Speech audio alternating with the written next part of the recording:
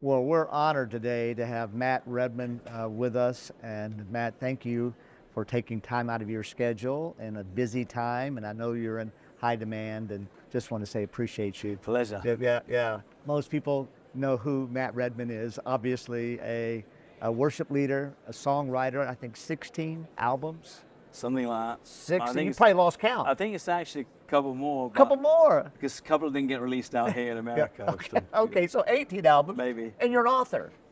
Yeah, I've done that a few times. Yeah. Yeah. I only know about one thing, worship. Yeah. So I've written a few books, but we call it a one-track pony in England. Well, I just stick focused. I yeah. don't know about anything else. Yeah, that's kind of your wheelhouse, obviously. Mine, not that I know that much about evangelism, but if I get outside of evangelism, then I'm kind of lost, that type of thing. You've been involved in 3 church plants? Yep. 3, 4, that's awesome. Yeah, I love that. Just seeing the gospel works, Sure. So when you plant a church, you can trust Jesus is going to build his church. But also they've been quite different, like different countries and even different streams of the church, Yeah. different sizes of church that got planted. One of them's just literally 11 of us in a room. I mean, 12 might be more biblical, but it was 11. Yeah. But just seeing like when you do that and you put the gospel before people, Yeah. it bears fruit, it works. And so it's been great. Oh, yeah. Great over the years seeing that happen. Yeah, well, Jesus said he's going to build his church, and it's great to see being connected with churches in different nations. Yeah. And I heard that it's kind of an interesting stat. They said by the year 2060 that 40% of all world Christians will live in sub-Sahara Africa. That's interesting. So I've been over in Kenya God's doing some incredible work. So sometimes we might get discouraged in the United States or the UK. Is God really?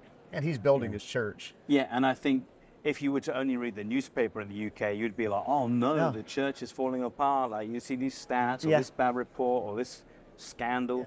But actually, having grown up in it, I've seen so much life, so much growth, so much newness. So I think sometimes when you're inside it, it's a bit of a different story. And you can see God refining and you can see him doing these things. And the other thing to say is one of the best faith-building things is to travel the world. And I've had the privilege of doing that through worship music. But to show up in India or show up in elsewhere in Asia or Australia or Czech Republic or, I don't know, Brazil, and you just see, man, the church is alive, the church is vibrant, the gospel is going forth in some beautiful ways, and even the tiny little bit we see, we're just seeing the tip of the iceberg, and it's encouraging, and I took my kids to Singapore recently, to a very vibrant church there, full of young people, like 4,000 people, average age 21, I think, and just for them to see, we're going to a completely different culture here, but the church is alive, and the gospel's working, and I love that they got to see through the lens of, you don't even have to be in this part of the world or doing things this way, like God is building his church around the globe. Yeah. And were they singing Dad's songs there? We were, but that's because I was leading worship, so I get to pick. But they knew them. That was the great thing. Yeah, it's encouraging. Yeah. Now you're actually a 2-time Grammy Award winner. Yep. Congratulations. Let me ask you a question. You have a big platform, no doubt about it. I mean, you have to acknowledge that. How are you able to stay grounded when so many people aren't able to do that? And we've known the ramifications of that. How have you been able to stay grounded and authentic and humble in this arena where you're so well known?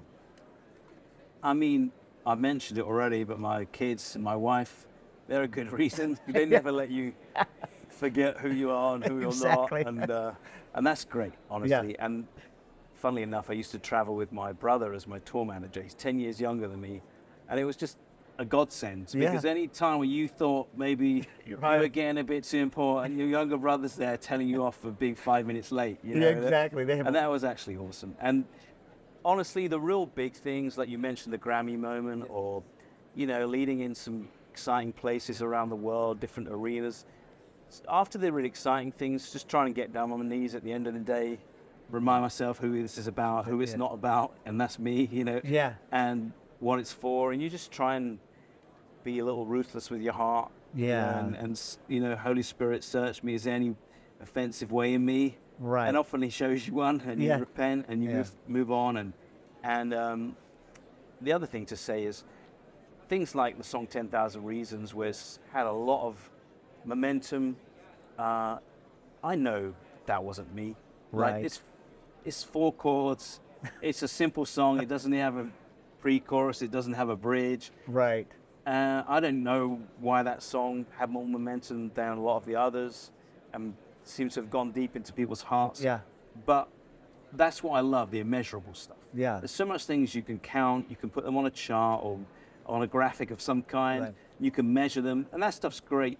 But the stuff I love is the immeasurable stuff. The stuff Right. you think I'm going to get my hands off. There's no way that was me. Like this Yeah. person came to faith through it, or this person sung it in their hospital room, you Right. know, when they were facing terminal cancer. You know, Yeah. and that stuff is immeasurable, and that's the stuff I love. And you just, it's pretty easy to bow down when you're faced with that kind of thing. You just Sure. know It was a God that thing. wasn't me. It was a God thing. Yeah. Well, I was talking to Malcolm Yeat, and we were talking about obviously him being a poet and kind of the two different sides of the brain. The one being the analytical and the logic, and the other one being where the big questions reside, and imagination and emotion and love, and both he and there's a guy from England named Ian McGilchrist, Okay. who's done a study on the brain, and they said it's really through imagination that you find reality. And Lewis found out, through studying, loving, fairy tales and myths that led him to the ultimate truth. Yeah. How important do you believe it is in music and to be able to communicate in a unique way that sometimes, obviously the preaching of the word is vital, but sometimes in a unique way of being able to touch people's souls that a sermon sometimes might miss, though they're the same truth, but a music is able to bring it out and it touches the heart. How does that work, you feel like? Yeah. I mean, I love, you just look through historically, even way back obviously to the Bible, and and there's a songbook in the middle of the Bible, and it was a great way of these people remembering what God had done. There's people bringing him praise in the moment. There's people journeying together in worship, and it wasn't, they weren't just reciting lines or reading out of a book. They were singing songs together. And as old back as you can fathom out, music's been a great way of communicating. It's been a great way of, like you say, going to the heart and the mind and the soul. You know? Right. And something about songs that will stay with people. Yeah. So there may be a time where 6 months on, they don't remember the sermon, they remember the song. I mean, you got people like the Wesleys who, John Wesley's preaching and Charles Wesley's writing the song while he's preaching, sometimes even around that theme. And you've got William Booth, founder of the Salvation Army, saying, your music is to the soul what wind is to the ship, blowing onwards in the direction which she's already steered. He's basically saying music is a powerful force on us. And I've seen that to be true in my own life. There's something about the mix of truth and beauty. If you can possibly bring those together, it's such a powerful thing. Beauty on its own, it'll stir us. Truth on its own, it should impact us. But something about bringing those two together, truth and beauty together, which often happens through the form of music, can be such a powerful thing. Well, you've influenced millions of people through, imagination. They say has to have a form, and the music and the writing has influenced so many people. Love that. Yeah. Let me ask you a question. How do you believe your music has impacted the Christian when it comes to evangelism? And I take to one of your songs called "Take It to the Streets," okay? Yeah. To be able to reveal truth to them this way, the importance of it, and maybe even in your concerts, your music may be touching also the unbeliever. So how does it affect evangelism for the believer, to encourage and challenge, but then also speak to the unbeliever? Yeah, I mean, John Piper said worship is both the fuel and the goal of missions. So what he meant by that was worship's the fuel of missions. It should send us out. If we really care about the glory of God and the honor of his name and the pleasure of his heart, then worship should ultimately send us out. Yeah. But worship's also the goal of missions. Like the idea in the end of the day is people become worshipers. Right. And when we get to heaven, there won't be any more mission. Mission is a temporary necessity, and it's hugely urgent. Yes, evangelism won't be needed. Yeah. And so there's that element to it. there's the element of, therefore, in a worship service where you want to make sure that it isn't completely just insular, and it's not all about what's happening in the room right now. You want to have a sending moment. You want to have a song or a moment that reminds people there's a world out there in need.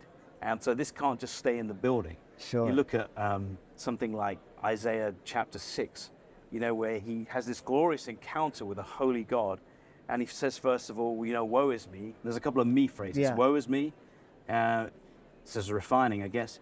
Yeah. And then send me. Like, here I am, send me. Yeah. Now, in worship, sometimes we find ourselves just saying, comfort me, shepherd me, heal me, hold me, draw near to me. And they're great phrases, but if that's all there is, then there's a problem. There has to be that missional aspect of, woe is me, I'm putting myself on the altar here, and now here am I, send me. So they're all me phrases, but they have a slightly different emphasis, right? Yeah. And so that's one element. And then the other element is, if you can put truth in your songs, and if you can put the gospel in your songs, then hopefully they're even going to reach into the hearts of people who don't know Christ, who don't even know about Christ. I always feel this huge entrustment when we are leading maybe the first 30 minutes of a worship service sometimes. There's going to be people in that room who don't know Jesus. There's going to be people who maybe even been through the doors of a church building before, and you're going to be giving them the first impression. Right. Maybe the first words they ever even heard about Jesus. So it's essential that the songs are rich in theology, that they're true, and that they're maybe invitational as well. Yeah, well, I recently have been studying Os Guinness, and he's written a book called Signals of Transcendence. And he says that what God is doing in the lives of unbelievers, he's allowing the promptings of life through various events to do two things. When something happens, or a song is sung, or an event happens, it punctures their worldview just for the moment that maybe what I believed up to this point isn't true, and it points in the right direction. And it's up to that person then to go on to that search. And I can't help but think that the music that you have produced, where there may be in this stadium or place, 90% of them are believers, but there are people there, and for the first time, it's a signal, a beat that's now come into their life that they thought, what they're talking about, maybe there is something to that. We've definitely had that. Quite often through the years, people saying, oh, this song was playing when I came to Christ. Maybe they heard it on the radio, maybe they heard it in a church service. Yeah. And funnily enough, some of them are about the cross and, the gospel message, but some of them aren't. Some of them, a song about the father heart of God and something about their past. Maybe they were fatherless. And in that moment, they realized, oh, he's a father to the fatherless. And like you say, something happened. Something happened, and there was this switch. Yeah. And it's always a beautiful thing. The other thing I realize is sometimes the songs are sowing seed. And so they might not bring someone over the line of becoming a Christian in that moment.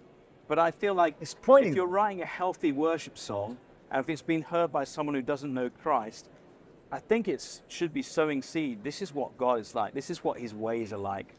This is the heartbeat of God. I think it's all going in. Yeah. Well, I think when you get to heaven, you're going to have a lot of stories about signals or beats that came through your music that punctured their worldview at that moment and said, what I've been doing this far, man, hasn't worked. And maybe there's something to this thing.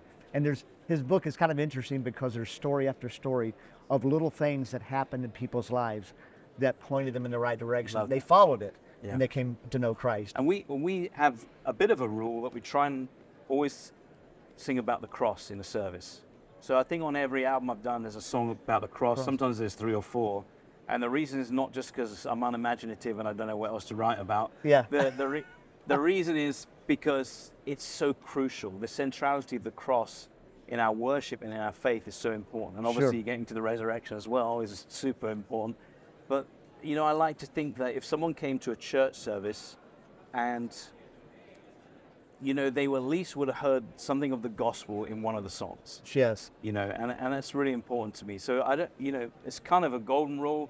I don't know if we always keep it, but we're always trying to keep the cross front and central. Sure. Well, in closing, because I want to be respectful of your time, we try to share the gospel in the context of the meta-narrative, the plot line of creation, fall, rescue, restoration. And the fall, obviously, we talk about the world that's broken, and that all of us are broken in so many ways. So there could be someone watching this and saying, you know, Matt Redman, you know what? He's got it all together. He's always had it together. He hasn't gone through some of the tough things, and what we want to be able to share with people, that there's a shared brokenness, that we're all in desperate need of mercy. And I know that life hasn't always been perfect. He was a little child, and maybe if you could just share just a little bit of that and how you came to know Christ, and it might be such an encouragement to people who say, you know, Matt Redman, you know, he's the picture perfect Christian, you know, and No, maybe you I'd could love just to. Yeah, in fact, how I got into songwriting wasn't because I wanted to sing my songs at church or I wanted to record an album. I got into songwriting because I needed to songwrite. I had a tough upbringing in some ways. You know, my dad took his own life when I was 7 years old, and then my mum remarried, but I was far from stable, and that guy was abusive and ended up going to jail. And wow. through my teenage years, there was a lot of turbulence, but I was singing these worship songs at church. Yeah. And I just loved how they gave me some stability. They Yeah. gave me some hope, gave me something to hold on to. Sure. And I didn't want to just sing them at church. I started playing the guitar so I could sing them during the week too. And then started writing my own songs and realized this is a really great way of me talking to God, telling him where I'm at, crying out for help. And then realized hopefully that can do that for other people too. But the big moment for me was I was 10 years old, got taken along to QPR football stadium or soccer stadium in London, and it was the Mission to London by a guy, the late Louis Palau, Oh yeah. who became a good friend later in his life. But that night, I heard him preach the gospel. I heard the cross explained in the best way I ever heard explained, and he also talked about the Father heart of God, and I just realized, yeah. that, you know, I need this Jesus, and I believe what I said earlier. He's a father to the fatherless. So from that moment on, I've never looked back. But honestly, yeah, there's a lot of brokenness along the way, and I've always found the music such a stabilizing thing. You know, in the middle of a world where everything sometimes seems to be breaking, shaking apart, in this middle of those moments in your life where nothing feels certain, it's failing you, it's fading away, or someone's leaving you, you know, worship is a great place to go, because the throne room of God is a place where it's always stable. You know, where the whole world can be shifting and changing. Your personal life can have all sorts of interruptions and turbulence, but there's an unshakable place. It's the throne room of God. God is on his throne. And so I think that's why worship feels so comforting to us, because we're going to this place where there's complete steadfastness and constancy. And, you know, I've been going there since I was 10 years old, and I tend to keep doing so.